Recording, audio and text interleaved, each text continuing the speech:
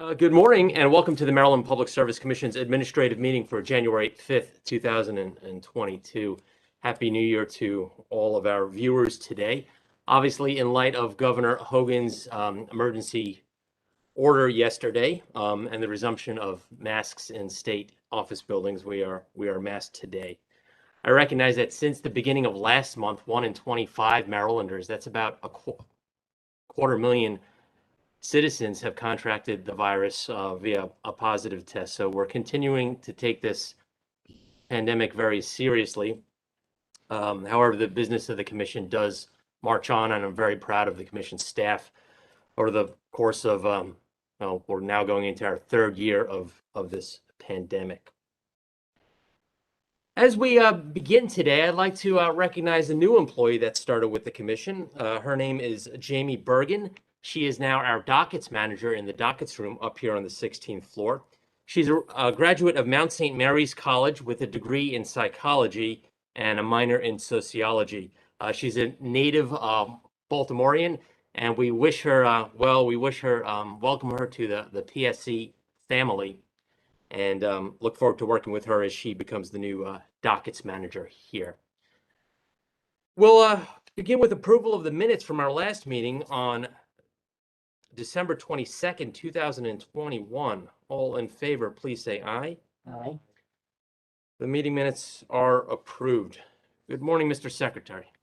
Morning, Mr. Chairman. There's just one item on today's consent agenda. It's an application from Syntex Wireless LLC to expand its telecommunications carrier service area. Thank you. Do any commissioners have any concerns with the first consent item? Seeing none, I would propose that we allow a 30-day period from the date on which the application is considered at an administrative meeting for any party that believes the application should be rejected to file comments and find that the expansion of the company's service territory as an eligible telecommunications carrier is in the public interest, and grant the company such designation pursuant to Title 47 of the United States Code, Section 214E as an echo for the service territory specified in its application 10 days later, unless adverse comments are received by the commission prior to that date. The vote begins with Commissioner Herman. Aye. Commissioner Linton. Aye. Commissioner Richard. Aye.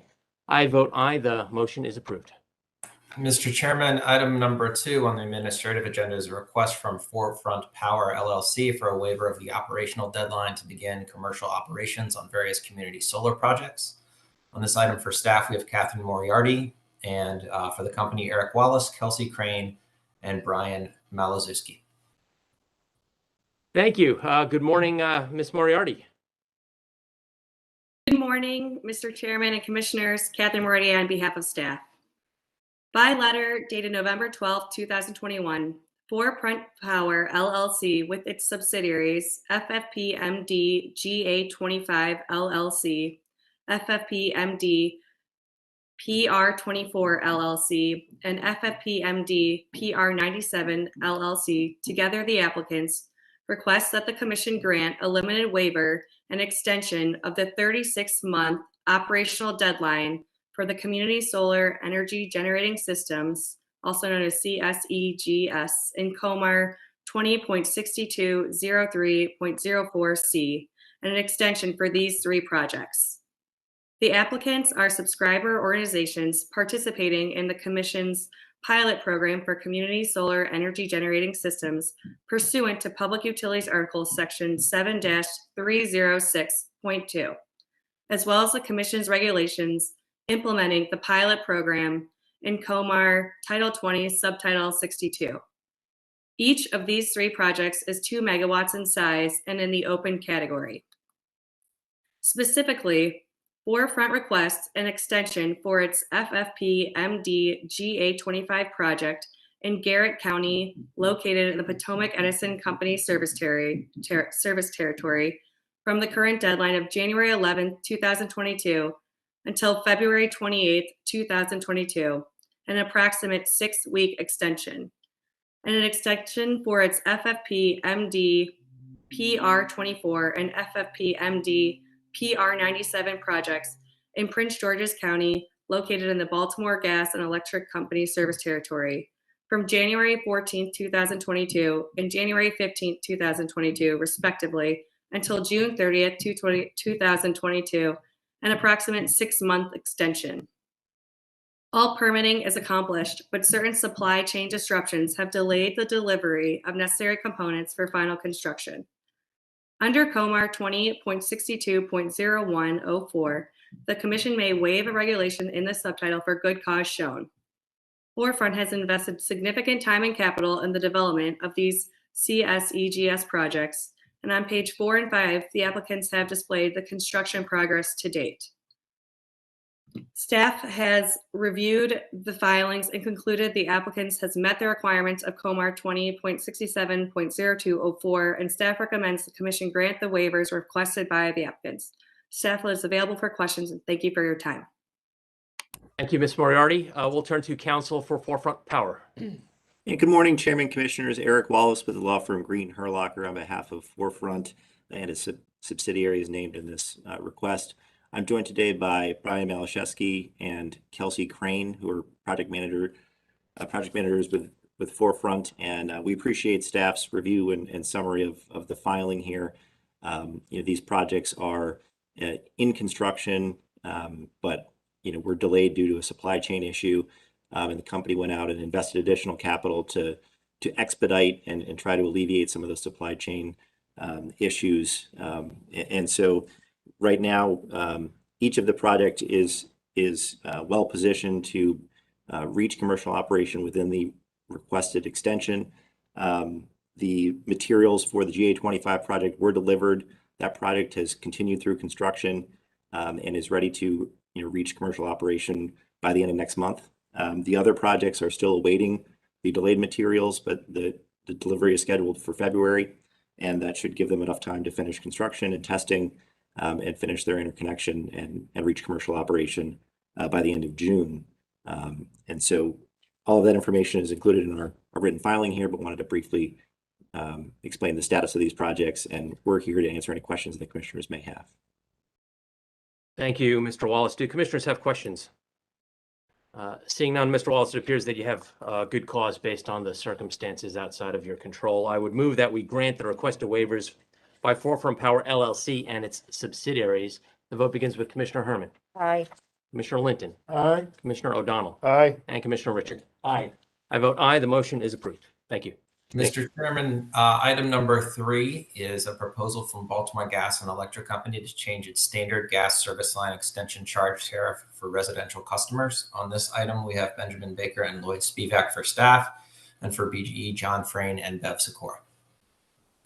Thank you. Good morning, Mr. Baker. Good morning, Chairman and Commissioners. Benjamin Baker on behalf of staff.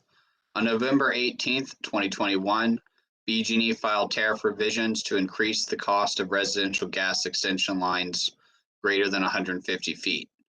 In this filing, the company proposes to increase the per foot charge from $18.22 to $19.99 for gas line extensions greater than 150 feet based on an annual review of the charges.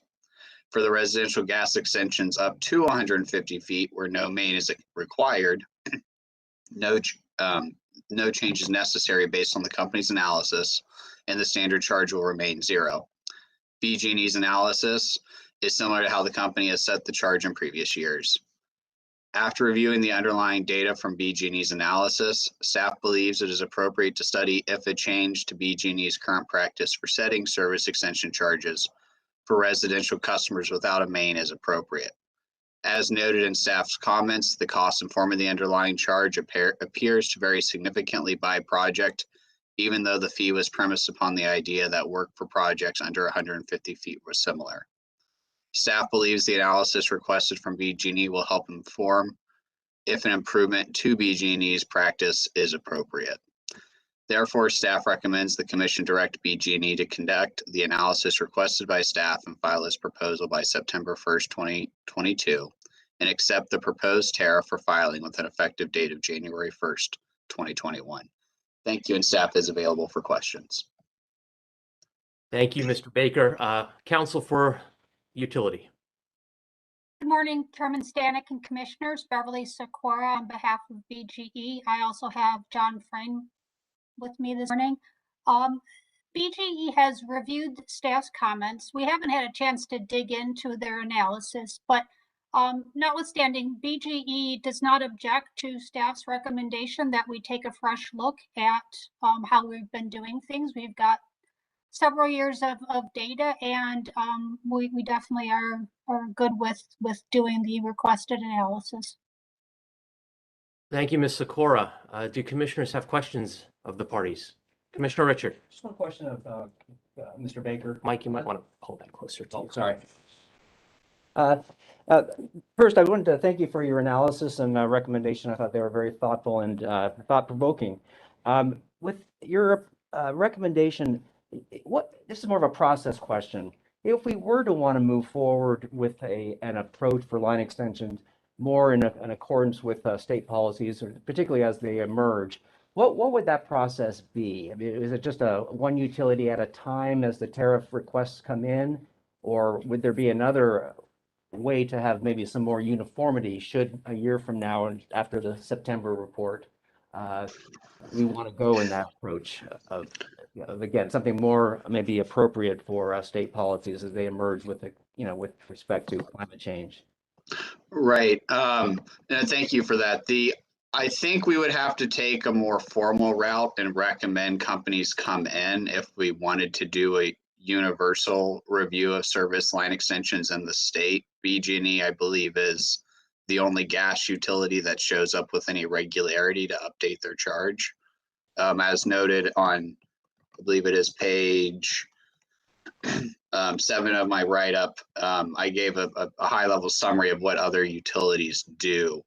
And those are typically not updated unless one of the companies proposes a change within its base rate case. And so BG&E, I believe, is one of, if not the only gas utility that's showing up annually to update its charge. So we would have to ask the utilities to come in as a group. I don't know legally if that would need to be a rulemaking or if that could just be a public conference, but I'll let Lloyd speak to that. Good morning, Commissioners. Lloyd Spivak for the Commission staff. Generally, if we want to do something generically, that is something that would go spread across all of the gas utilities. A rulemaking would be the appropriate method. Maybe or maybe not preceded by a public conference or other kind of generic proceeding. Okay, well, I appreciate those answers, and yeah, I appreciate this this table 3. That's a good summary of what's happening now, and yeah, should we want to consider subsidization or whether we should again try to advance state policies toward electrification? That would be an interesting discussion to have probably sooner than later. So thank you, Mr. Chairman. Thank you. Seeing no additional questions, I would propose that we direct BGE to conduct the analysis requested by staff in its comments dated December 29th, 2021, and file its proposal by September 1st, 2022, and accept the proposed tariff for filing with an effective date of January 1st, 2022. The vote begins with Commissioner Herman. Aye. Commissioner Linton. Aye. Commissioner O'Donnell. Aye. And Commissioner Richard. Aye. I vote aye. The motion is approved. Mr. Chairman, item number 4 consists of revised tariff pages from Columbia Gas of Maryland, Inc., updating its tariff and base rates in compliance with order number 900101 and case number 9664. On this item, we have Ben Baker and Catherine Moriarty for staff and Megan Moore for the company. Good morning again, Ms. Moriarty. Good morning, Chairman and Commissioners. Benjamin Baker on behalf of staff. On December 7th, 2021, Columbia Gas of Maryland filed revised tariff rates to update its tariff and base rates in compliance with Commission Order 90001 to be effective December 3rd, 2021 in case number 9664. Staff contacted the company with 2 proposed edits that impacted rate schedules GS2 and IS2. Columbia agreed and subsequently filed revisions to the proposed tariff pages to reflect the proposed changes on December 23rd, 2021. Excuse me, sorry. Also, while reviewing the filing, Staff determined that there was tariff language included in the compliance filing that was not approved by the Commission's order. The section was titled 8.9 Special Facilities on Tariff Sheet number 27A. While staff still supports the language based on the principles of cost causation, staff cannot support the inclusion of the language through the compliance filing in case number 9664, as the language was not approved by the Commission.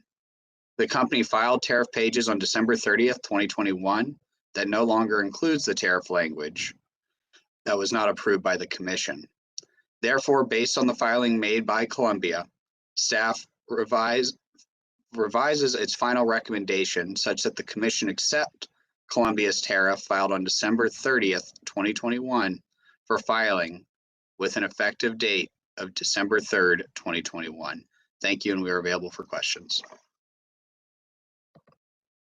Thank you, Mr. Baker. Ms. Moore, good morning. We saw the filing you made on December 30th. It seems like you've made everything easier for all parties. Do you have anything to add?